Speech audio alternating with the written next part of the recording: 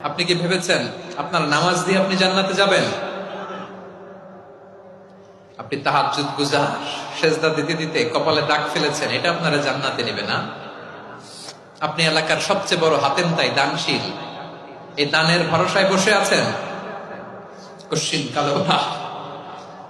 আমাদের নামাজ, আমাদের রোজা, আমাদের ইবাদত, এগুলোকে মিজানের পাল্লায় উঠালে কোনো ওজনই হবে না। তবে আমাদের একটা কৌশল জানা আছে, আমরা আল্লাহর রহমতের ভিখারি। আমরা সেদিন আগেই গুনার স্বীকৃতি দিয়ে দেব। আমরা বলবো, আল্লাহ তুমি প্রশ্ন করার আগে তোমার একটা কথা বলি, আমারে কিছু জিজ্ঞেস করো না, আমি সব করেছি। এমন কোন পাপ নাই যে পাপ আমারে দিয়ে হয় নাই। তোমার রহমত দিয়ে তুমি জান্নাতে পাঠাবা, তোমার দয়ায় জান্নাতে যেতে চাই, আমল দিয়ে না। পারবেন বলতে?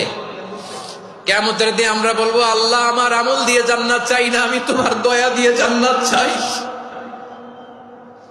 তোমার দয়া ছাড়া আমার কোনো উপায় নাই। কারণ আল্লাহ যদি বিচার করে, বাঁচার কারো উপায় নাই। আল্লাহ যদি বলে ফেলেন তুই এটা করলি কেন, ওখানে গেলি কেন, কোরআনে 1000 বার নিষেধ করলাম তারপরেও এই পাপে জড়ালি কেন, এরকম প্রশ্ন ছুড়ে দিলে আমার উত্তর আছে? বাঁচার কোনো উপায় আছে? রোজ হাসরে হে আল্লাহ আমার করোনা বিচার, আল্লাহ করোনা বিচার। বিচার চাহি না তব দয়া চাহি, এ গুনাহগার, করোনা বিচার। আপনার আমল দিয়ে জান্নাতে যাবেন? কি দিয়ে যাবেন?